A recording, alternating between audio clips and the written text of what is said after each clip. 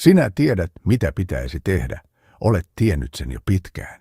Silti istut, selaat, odotat jotain, et tiedä edes mitä. Tämä ei ole laiskuutta, eikä se ole sinun vikasi. Se on aivojesi suojamekanismi. Kun tehtävä tuntuu isolta tai epävarmalta, mantelitumake tunnistaa sen uhkana. Sama rakenne, joka pelasti esi-isäsi pedolta, estää sinua nyt avaamasta dokumenttia. Keho haluaa paeta, ja pakoreitti on aina lähellä.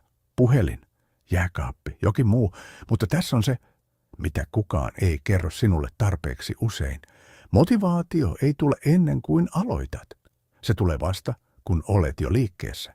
Aivot eivät käynnistä flowta odottamalla. Ne käynnistävät sen tekemisellä. 2 minuutin sääntö on totta. Avaa vain. Kirjoita 1 rivi. Laita kengät jalkaan. Tee niin pieni asia, että aivosi eivät ehdi pelästyä sitä. Et odota motivaatiota. Motivaatio odottaa sinua toisella puolella sitä ensimmäistä askelta.